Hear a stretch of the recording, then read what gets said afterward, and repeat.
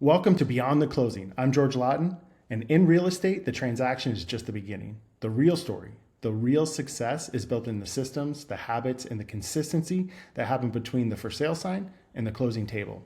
This show is about the blueprints our agents use to build not just a business, but a legacy. Let's go beyond the closing. Our guest today is a 14-year veteran of the industry who has personally guided nearly 600 families through their real estate journeys. He is the leader of the firm, and he's mastered something most agents struggle with, turning the cold world of online leads into warm, lifelong relationships. He doesn't just chase leads, he builds communities and protects his client's future with a steady, principled approach. Please welcome Jason Sequeira. What's up, brother? Hey man, how's it going? Good, dude. Thank you for doing this. Super Yeah, hey, stoked. thanks for having me on. Love Yeah, it. yeah, Good lots stuff. of good stuff, a lot of good content. I'm sure we can cover. Dude, I'll tell you, every mastermind that I have you in, everybody takes so much value with. They're like, can we just hear more from Jason? Can we just hear more from? I'm like, when can Jason just present the next time? I'm like, what am I, chopped liver? So Yeah, I that's great. appreciate you, man, always being willing to share and always paying attention to the things that matter, right? It's the clients, the relationships, continue to build those things. So we're super excited to chat. Well, again, man, I appreciate you. I love masterminds, right? And I think especially on the Lawton team, what you've built, there's so much talent. Some of the new agents that you've brought on recently are just another level of what we're kind of a homegrown team, right? Most of us, the OGs, came from 12, 13, 14 years ago together. So seeing some of the new talent that gets brought in here, I love being a part of those masterminds and hearing Mauricio talk and the rest of those some of those guys. So excited to see them come on as well. Yeah, some great producers, man. Everybody does things just a little bit differently, and it's cool to catch those little tidbits or golden, those little nuggets that you can do to tweak your business. And that's the intent of this too. It's like what can people walk away with today that's going to help them improve their business? It might be small changes, they might be big changes, but at the end of the day, we want people to walk away with something executable. So. Um, well, cool, man. I'm going to kick off with the first question here. You've closed like nearly 600 deals, and a huge part of this is your ability to convert online leads at a level most people think is kind of almost impossible, or people shy away from online leads. At the Latin team, we say our job is to lead with clarity, not pressure. So, how do you take someone who just clicked a link on the internet and move them to a place that they feel like protected and informed and ready to trust you, like in this big financial decision that's purchasing a home? Yeah, it's a good question, man, because it's a challenge, and it's something that like anything, I think you get better at over time. But ultimately, um, my whole business premise is run by something that really kind of revolves around people buy and sell houses with people they like and trust, right? So from the very beginning of that phone call, my goal is to get you to like me and trust me, right? I'm not here trying to sell you a house. I'm not trying to sell you anything, but this is where you want to be when you're ready to buy that house. I'm the person that you want to work with. Little things, man. I'm all about the little things. A call comes in from an area code. I want to know that area code. I want to know that it's a 619. San Diego's calling, right? So then I'm gonna revert that back to, hey, as soon as I can, I want something San Diego in that conversation, right? I want to talk about them, and then I want to listen. That's gonna change that whole thing, and you can almost hear it. People go, whoa, yeah, yeah, no, San Diego. Active listener, right? I think you do Right. that really. Give them a chance to talk. People want to talk about themselves. They want to see this house, and I'm going to get you to see that house. And on the online leads, there's a little bit of a dead time in there that becomes uncomfortable. And if you're not prepared for it, that's where you kind of lose people, right? So as quick as I can get them to talk about themselves or something they like outside of real estate, I'm going to be doing my thing, getting things, and then I'm ready to have the conversation that they want to have about the house, right? And then we can go from there. But I'm already trying to start to build that likability in there, because unfortunately, especially in the online business, we're kind of looked at a little bit differently, right? I don't want to say Yeah, used car salesman, but but yeah, I think we're just maybe one notch above used car salesman, right? right, So right. yeah, So So I've Yeah. got to get them off of that, right? I want to be different, right? And ultimately, as quickly as I can get them to make this a personal, hey, we're having a conversation, and I can start listening to them and reacting, then that's really Yeah. where that. So you said likability and trust. Those are like the two things you're trying to build. Yes. You kind of touched on likability, like knowing, getting them to talk about themselves. I think people that builds a really great rapport, understanding where they're coming from, being a good listener. That's likability. Some people do it in other ways too, but that's also how I try to build likability. Trust, I think, is a little different. How do you go about like building trust on that initial call? Yeah, on the initial call, it's a little bit difficult. You want to know what you need to know, right? Know what you're doing, right? Know the market. Keep updated on the market. I look at the Crawford report every morning, right? And I can tell you where the market's at, where we're going, some trends, how many actives are on there. We focus pretty heavily in the Sun City communities. I've got a pretty solid Realtor.com account that brings in from those areas. So we're some of the most knowledgeable agents you'll find in the Sun City. So when we're on the phone, we're starting to talk about, the area. We get a lot of people from out of state that are coming in, winter visitors, right? So as much information as we can give them, just little tidbits, you want to be the area expert. I mean, if you can't be an area expert, be the market expert. Do a little investing. I've got new agents that ask me all the time, where can I spend my money, right? Sign up for the Cromford Report and just look Yeah. at it, know it, right? And it Yeah. has good information, good nuggets to pull out of there that you can drop into conversations that build trust, right? And people are like, this is the guy that I want to work with. But more Great. so now, just quickly on that trust, and I see it all the time. The trust is really built in my showings, right? When I'm with Mm. you one on one in the showings, I see people outsourcing showings, and I cringe because and we've had a conversation, right? Hiring a showing agent, you get so busy. But I guess McLeo was right. I guess I am a dinosaur, right? I just kind of do things the old school way, right? I want to be in front of these people. My whole goal is to meet with them, to get in front of them, and that's where I build my trust. And a lot of that is built around the team that I have around me. I've got a good lender. I've got a good, home inspector. We do flips. So, when I'm in talking with people, we're talking about things in the house, and everybody wants to make adjustments, but knowing what that's going to cost, knowing that, I just had a client the other day. I love this house, but it's going to cost me $150,000 to remodel. And I said, excuse me, What? 150,000? Like I just did the same one not too long ago, this same model at 65,000. Right now, I probably a little bit higher, but we're talking like, and that changed everything, right? And so now we're looking at houses, and they're asking me on just about every house, what about this? What about that? What would that cost? I promise you, they're not going anywhere. Like no other agent is able to get that to them. So, anyways, my whole thing on that is my trust is built in the showings. When you're with your client in the showings, build that camaraderie, build that trust, add that likability. You got a Denver hat on. Oh, you're a Broncos fan. Yeah. Trying to find those connection points. We're a couple friends going out looking at houses. When you find the one you like, I'm going to get to work, and I'm a bulldog, right? And that's Yeah. what I'll show.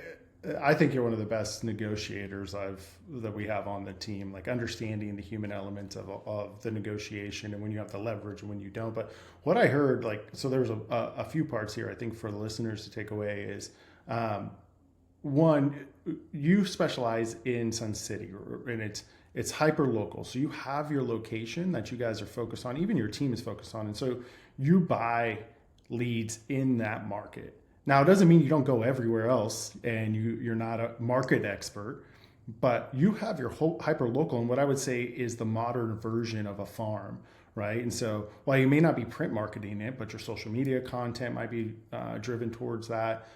You're buying ads in that area, right? You're trying to stay focused in that. Most of your, if you're going to do an open house, you're trying to stay in that farm area. If that's but people think farm, they think, oh, I need to just send mailers out. No, it's finding your hyper local, know the businesses. If it's Sun Know the City, know business. the rec centers, pickleball courts, right? Like, so if somebody calls from San Diego, you can be the expert in that. So I think that that's super important. I also heard you say, like, I don't outsource the human side of my business where I can make a connection. And I agree with you, man, in showings now, especially the initial showing, right? Like you might be able to get a team member to help you out once you build really good rapport. They know, like, and trust you. That's not bad, but I'm not trying to outsource every single showing. And then you're also a big proponent of, we want a full service transaction coordinator, but everything still flows through you for the human to human contact. Right. Is that still the case? Are you doing that? Oh Like yeah, you're involved in the negotiation of the Benzers, of any appraisal 100%. issues. Yeah. 100%. And Yeah. And I'm actually a big chat GPT guy, and I'm trying to wrap my head around using chat on the Binzer because I've heard some good things about it. But, I've had some agents that they outsource that. They send it to the TC, they draw it out and back and forth. For me, those are some pretty personal, intense conversations to have with my client. And there again builds that trust, right? Where they've got to be able to trust me when I advise them on how to fill this Binzer out. And there may be some repairs on there that they really don't shouldn't put on there, right? We just kind of protect them from themselves. Let's get the important ones on there. Those are some conversations that I just don't trust or need my TC having. She hasn't built any of that trust in there already for them to say, you know what, okay, that makes sense. And then we will be a little bit smoother through that process, right? Now, the outsourcing of any of that personal connection, I really try to keep to a minimum. So, Donnell does send out documents for signatures and whatnot, but yeah, never it's the anything. admin work that is not human to human. Kind of anything that has a level of stress to it, anything that has a level of negotiation to it, you know, that's where trust is really built on how you handle a Binzer negotiation, how you 100%. handle a low appraisal, financing questions, and staying in front of, whether you're the listing agent or the buying agent, right? And so I completely agree with you, and it's something we coach as well too. It's making sure we don't leave during those human moments. The other thing I heard in this is, it takes away some of the fear of maybe it's repairs or maybe it's all these things. Like moving is stressful, and there's so many things that you have to do. And when you look at a house that needs interior paint and some flooring, and all of a sudden, it's checked off as not an option for them anymore, right? But there's so much uh, equity that can be built through these small things, right? That you do to the property. You also have more leverage in the negotiation. But what you do really well is you're a super connector, man. You've got a guy for everything, Everything. and they do amazing work. And you're not going to pay retail plus, right? Like I think that's what it's crazy out there with some things they're costing. You're like, no, I've got the best electrician, I've got the best flooring guy, and you're not going to pay, you know, And crazy honest, amount. right? And honest, Honest and yes, that's going to keep this deal together. If like you said, equity there, especially in today's market, man. If you can look past some things, there's some sellers out there that need to get them some things sold. So, like I mentioned, my client, she was passing on this house. They loved it. It was on the golf course. Everything checked every box, but she didn't want to put 150,000 in. She's definitely open to putting 70,000 in, and so now we're actually having Pablo come out to the house, which is something that, again, before we even put an offer in, having him out to the house, let's get some numbers, let's look at what it will be. Now we can have an educated decision on what really would take to get to where you want it to be, and I'm pretty sure they're going to be excited about it and be able to move forward on something that, unfortunately, a lot of agents out there probably wouldn't have been able to bring to them. So yeah, a community you're that I'm building, man, a community. Same thing. I took it from when we were a young group, that we all had each other, and that's how I build it here. So Yeah, I'm a proponent of building great vendors. Some of them have been with us. You've been in the business as long as I have, and they've been with us since the beginning. And I'll tell you, every time I work with some of those guys, the first thing they do is just they're grateful. They hmm work hard. They're honest, right? Like I trust them in my house without me there, right, and that's something to be said. It's like, hey, I trust this guy. He's the guy that does. And I know, liability reasons, a lot of agents will tell you, like, no, if you're going to refer a painter, refer two or three to them. If you're going to refer somebody, I'm like, but I know these guys. I'm going to tell you they'll do a good job for you. And if they don't, let me know because yeah, absolutely, I'll make sure that I'll I'll give the nudge if need be. yeah. So yeah, so true, man. All right, we're going to switch gears a little bit, Jay. We're going to go into your social media community here. You've done something brilliant that I've watched, and a lot of agents have tried to duplicate on the team as well, and some have done a really good job with it. I don't know if any of them do it as great as you do, but you've done an amazing job of building this Facebook group to nurture your database. Nurturing past clients uh, looks different today than it did, 5, 10 years ago. And with Yeah. this, like you use that Facebook group as that primary source. It's in this industry that can kind of be tone deaf sometimes. You made it if a space that feels kind of personal.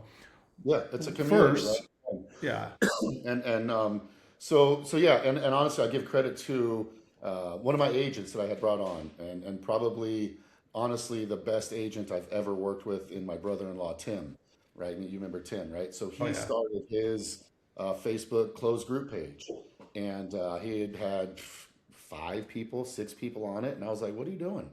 And he was kind of showing me this is how he was staying connected with them. It was something different, and this was years ago, man. And so I started my own, and it really changed everything for me. It is Facebook. It's the only social media that I'm on. My family's not a social media family at all, and so. But what it does is it's a closed page. It's a closed group. okay, You can't find it. You have to be invited. You have to be one of my friends. And two people do go tone deaf on social media. You just kind of scroll and you scroll or whatever. This gives me an opportunity to stay connected directly with them. When I post something in there, it kind of lights up. It's not just a post that goes by. It's one of their closed groups that they get to.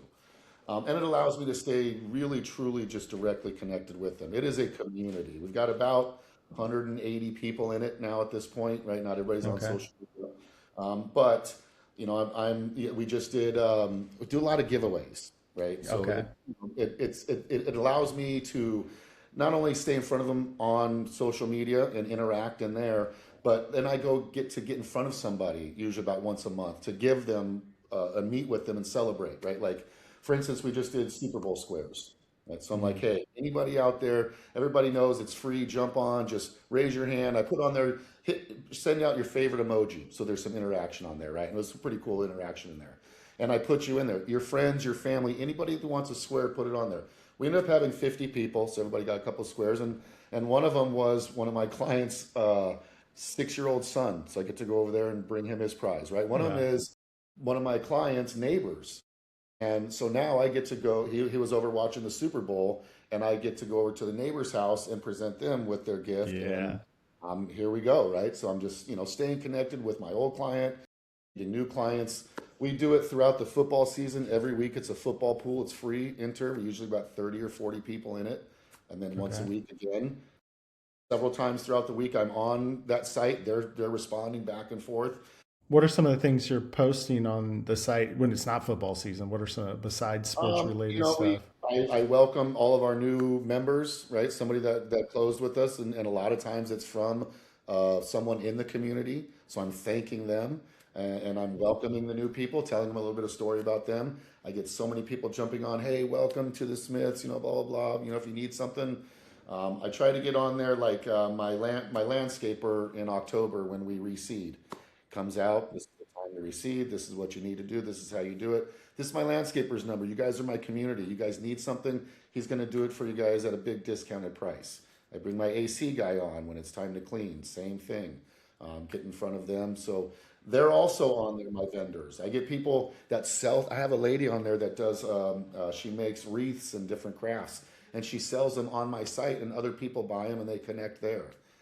People are asking for a painter, different Yeah. things. So it's Hey, a really cool community. trades. Yeah. So it's you And trade. posting the trades. Like somebody, like they'll go.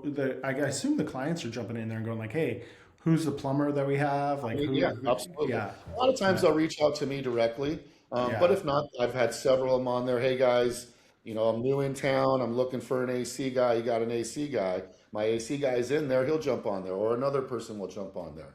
I have some people on there that I have a lady that makes soaps, so I give her an opportunity to bring her stuff on there and get in front of people and the community. And what's cool is we get together then, right, as an event. We do a bingo night. It's what we started doing. And we get everybody there. As many people. I think last time we had about 70 or 80 that end up showing up.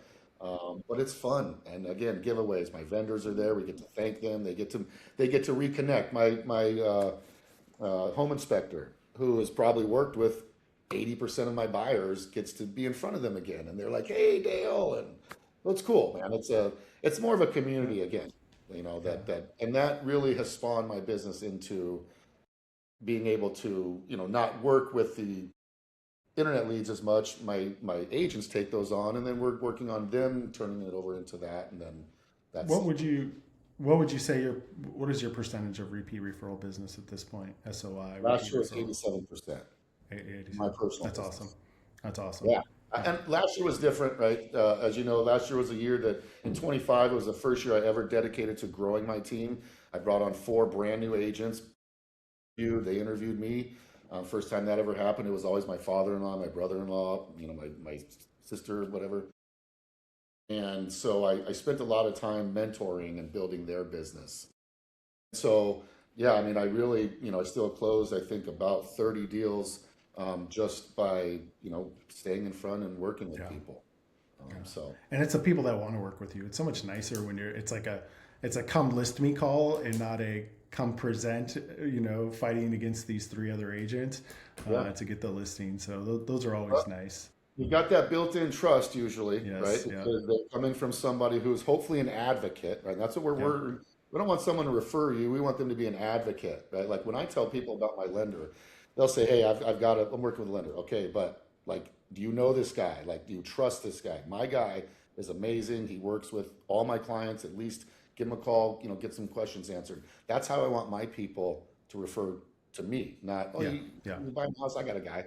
Everyone's Yeah. got a guy, Yeah. right? And to Like, do that, you got to stay in front of them, right? yeah. Remember, And that's that closed Facebook group it seems like too. So a few of the things you said, like you can make that your A+ clients, right? The repeat referral people, and you're giving away great, obviously resources, but even some fun, prizes and stuff throughout the year. I would think that that is a better investment than saying, you're connecting with 180 people and it's growing every year.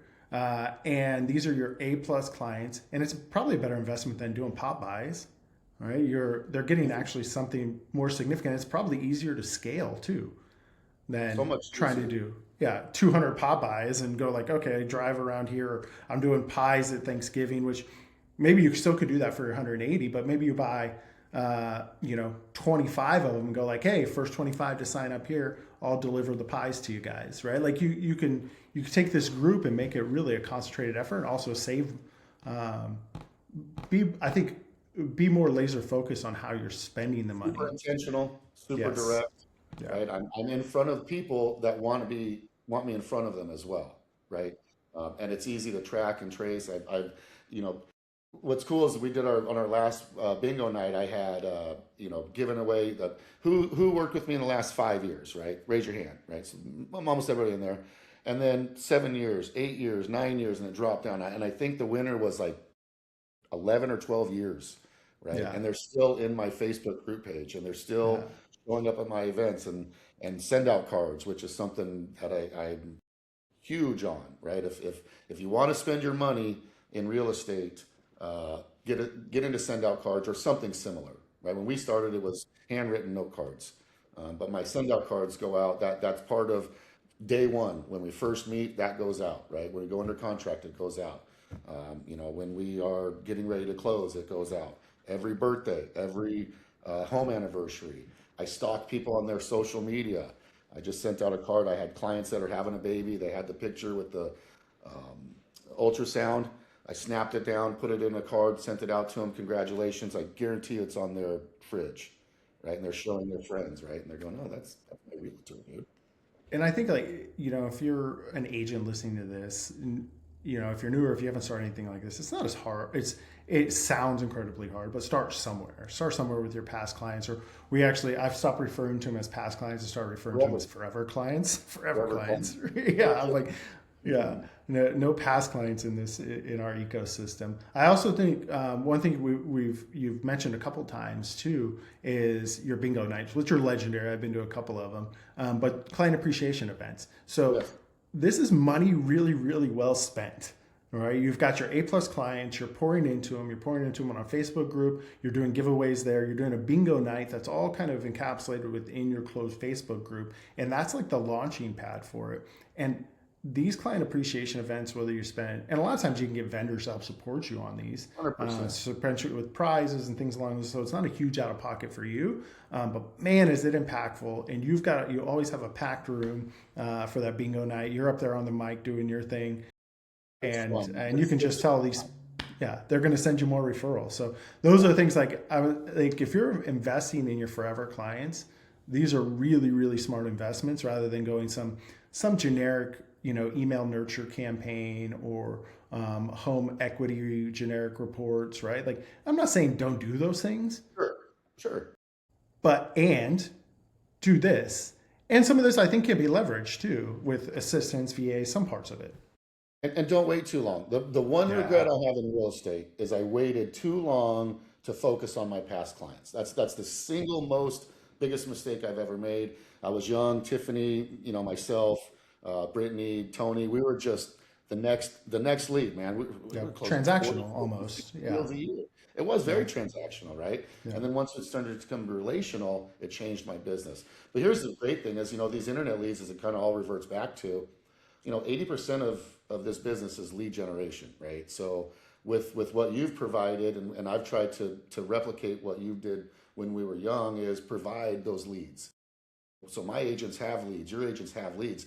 We've taken care of 80% of your job, The right? heart. So now you Yeah. have 100% of your time to Yeah. do your job, right? And you need to find things, create your Facebook closed group page. If you have two people, how exclusive is that, right? Like, I'm amazing. I go to a restaurant and we really like it, Flower Child, and I pick up a gift card and I'm going, hey, I get on there. Man, I just went to Flower Child, one of my favorite places. If you haven't been there, I've got a gift card for you. Drop an emoji in here. I'm going to put you in a drawing. On Friday, my daughter's going to come in. We're going to draw a number, and whoever wins, I'm going to get it to you. I want you to That's check this awesome. place out, right? Super simple. You got two people in there.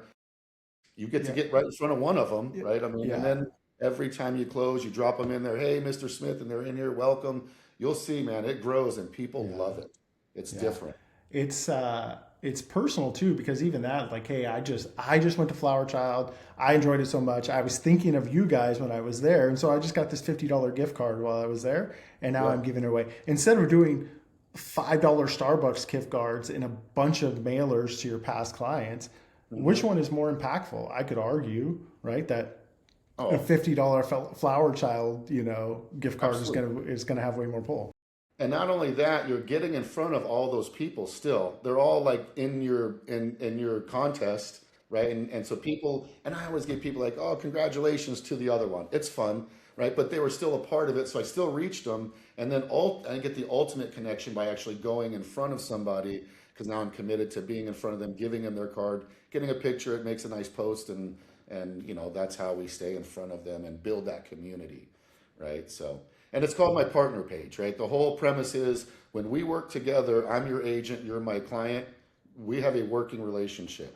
Now that we've closed, we're partners in this business. Whatever I have, my painter, my electrician, my tax guy, my landscaper, they are now part of yours.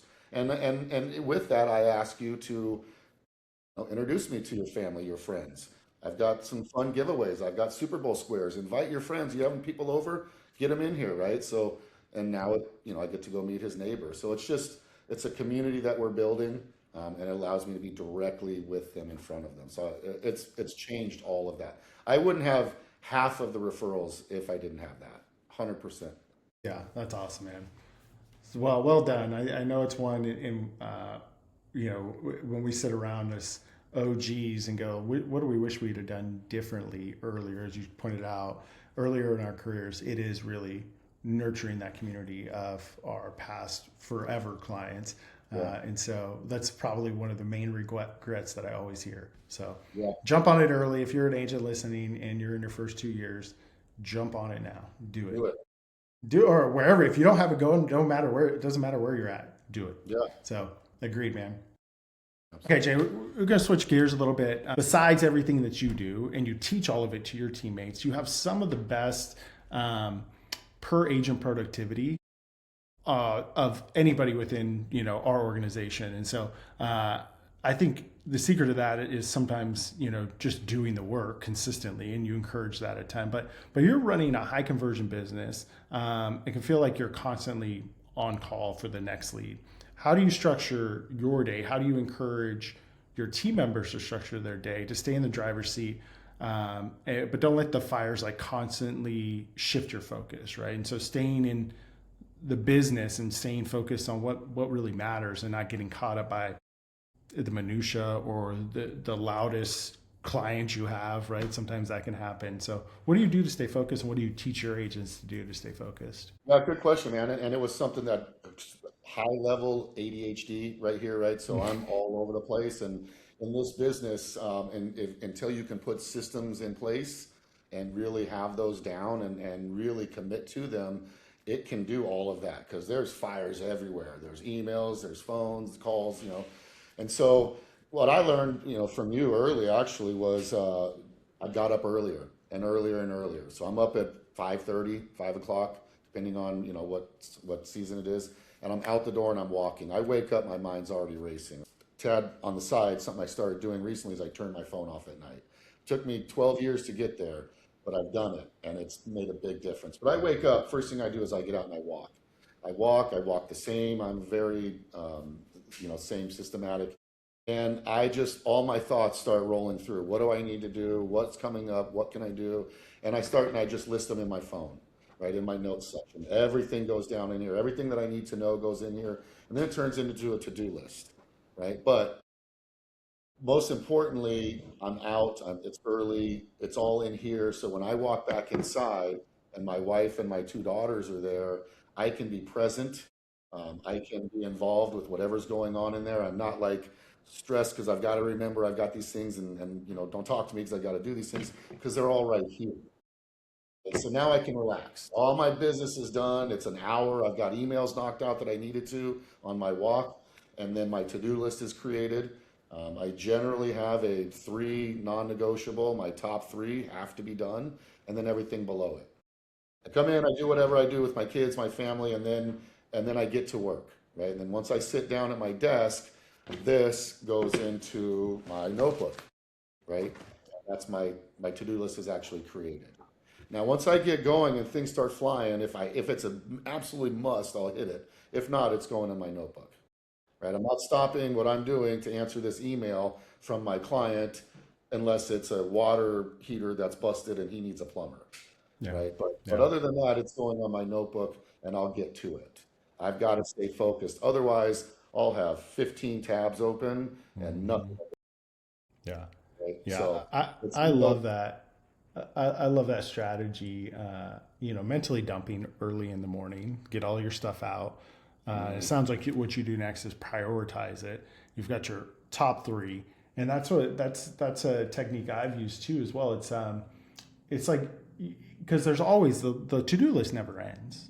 There's never always ends. more to do. But how do you feel like you accomplished something at the end of the day when you lay your head on the pillow? It's like those three things. If they got done, I'm like, okay, I did what I set out to do at least today. And now my to-do list is still going, but at the end of the day, I got the top three priorities that I need to accomplish today. It also allows you to be more present. I think it reduces stress a little too. Super reduced. I mean, yeah, because my girls are homeschooled, so it's not crazy mornings, but a couple days a week they're out and it allows me just to be present, right? And again, not like I've got to hang on because I was trying to remember so many things. I know it's in my phone, right? And then I know when I sit down to work, it just goes onto my notebook. But Or one of the important things too is don't get sidetracked. Like yeah. you've made a plan for the day when you were probably in your clearest thinking. Right now, things are flying all over. Don't change your plans. Write them down, get your stuff done, and then adjust. Right, and Yeah, and go from there. I agree. It is freeing when you take that approach too. It's write this down. Okay, something else just flew in that could derail me and distract me for what I need to get done right now. But if I write it down, it's there. I'm going to get Watch. to it, and I'm going to decide too. If you actually are thinking about it, you're going to decide priority and timeline. But if everything is urgent and important, you're going to feel like you're on in a rat race. You're just Yeah, we would. overwhelmed. But trust me, not everything is urgent and important. Right. That gives you time to kind of, Yeah, absorb it for a second. assess. Yeah, And also there's something very nice about checking things off. And at the end of the yeah, day, when you go, man, for what did I assessment. do? I look down, I'm like, wow, man, I got a lot done, right? Yeah, So, yeah. Do you do you write stuff down that you've already done just so you could check them off? I've done that I, before. I probably forgot to check things off and check it off today. It was Yeah. Yeah, it's like I accomplished it. yeah. Well, I love that, man. Definitely a lot of the same techniques and strategies that I've done as well too. I mean, shoot, we've been Well, sharing this that stuff would for make years and sense. years. Yeah, yeah, I've only ever worked, here with you. So it's yeah, funny because, and I get that a lot. A lot of things I say I remember hearing from you, and I've put them into my business. And now I have agents that come to me and they're like, "Man, I was having a conversation, and I was like, it sounded like you." Like my yeah, son, when I hear people talk to me, they're like, "He says sounds just like you." The other agents, yeah. so it's good. Things are passed along, and they're good values and tried and true. And some things, like I said, you can't automate everything, Yeah. outsource everything, right? Some things in this business, I have a small niche. I don't really go outside my niche. It's a small niche. It started with building that foundation, and now we just have good repeat referrals and going in that little direction. So I'm glad to hear you say niche because I say niche too, but all the Gen Zs are saying niche, and oh I'm like, yeah. come on, that just Well, and sounds way too also, fancy. I can't say niche. I got to say yeah, niche. you say process? No, I say No, yeah. process. Yeah, Yeah, I say process and different processes. I'm like, I what? was like, what? Process? Come on. My wife says tournament, like for soccer Yeah, tournaments. I'm like, what did you yeah. say? And now my boys say tournament. I'm like, oh Tournament. my god, it's tournament. It's Well, not she's a probably war. right. It is a tournament. Tournament. I'm like, Yeah. anyways, we digress. Yeah. Okay, we're gonna do some rapid fire questions. Oh, well, here we go. Ready? Okay. What would you tell an agent who says online leads don't? Come work with me, right? You just don't have the right systems, right processes put in, right? They don't work for everybody. Real estate, that's one great thing about real estate.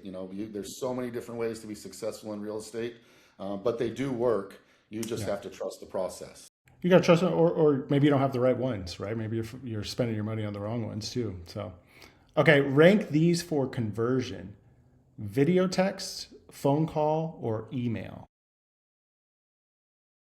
Can I say all of the above? Yeah. Okay. What's one? What's two? And what's three? So I'm big on calls. My guys will tell Yeah. you I just preach calls, right? Yeah. I'm old school, as Tiffany said. I'm a dinosaur, right? So Yeah. I'm about calling, but you have to call it first, right? So once we've established that relationship, I love video texting, right?